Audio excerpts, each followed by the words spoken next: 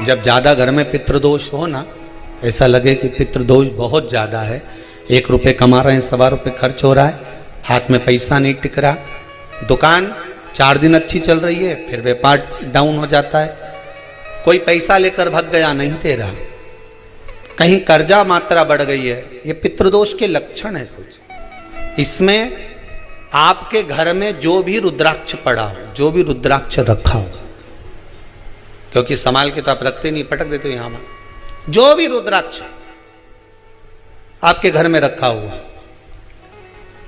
एक पानी के पात्र में उस रुद्राक्ष को डाल दीजिए, उसमें 1 चावल का दाना डाल दीजिए। महाराज, परिंदा जहां होता है, मटका, हंडा या रसोई घर में आपका जो पानी भरने का स्थान होता है, जिसको आरो वारो क्या क्या लगा के रखते हो, उसी के कहीं पास में उस कलश को रख दीजिए, ऊपर से उसको ढक दीजिए।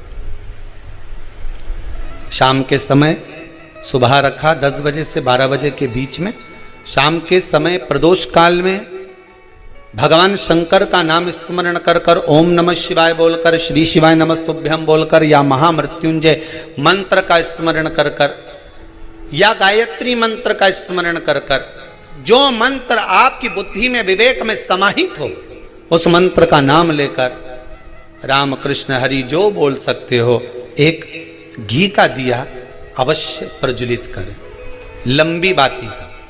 कौन सी बाती का? फूल बत्ती का नहीं, गोल बत्ती का नहीं, लंबी बाती का। बत्ती का मुख दक्षिण की ओर, कहां पर होना चाहिए? दक्षिण की ओर,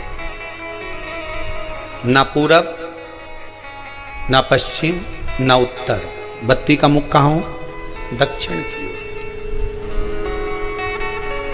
जैसे श्राद्ध पक्ष में ब्राह्मण को जब भोजन कराते हैं तो ब्राह्मण का मुख श्राद्ध पक्ष के भोजन कराते समय अगर पूरब, पश्चिम और उत्तर का होता है तो श्राद्ध के भोजन का फल नहीं मिलता, उसका मुख दक्षिण का होता है। तो हमारे घर के जितने भी पितर उस तिथि में गए होते हैं, सबको उसका भाग मिल जाता है और पितृदोष समाप्त हो जाता है। इसलिए ब्राह्मण का मुख श्राद्ध पक्ष में भोजन कराते समय दक्षिण का होना चाहिए।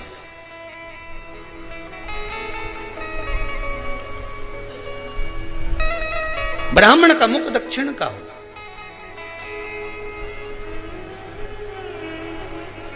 यहां तक शास्त्र कहता है, महाराज अगर गौ माता को श्राद्ध पक्ष में अगर भोजन दे रहे हो तो गाय का मुख अगर दक्षिण का है, गाय का, आपका मुख भले उत्तर का हो, गाय का मुख दक्षिण का हो, आपका मुख भले पूरा पश्चिम कहीं का, गाय का मुख अगर दक्षिण में, अगर आपने दक्षिण में गाय को खड़ी कर रखा है और दक्षिण में उसका मुख और आप भोजन दे रहे हो, तो शास्त्र कहता है कि किसी पिंड की जरूरत नहीं पड़ती, गाय स्वतः कल्याण कर देती है, गौ माता स्वतः कल्याण कर।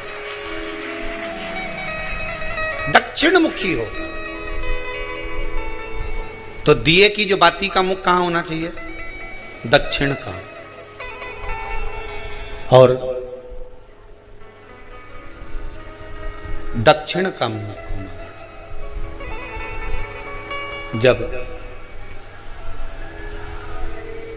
जब दक्षिण का मुख हो, दक्षिण की ओर बाती हो महाराज, तब दक्षिण की बाती जलाने के बाद में भगवान से वहीं पर प्रार्थना करें।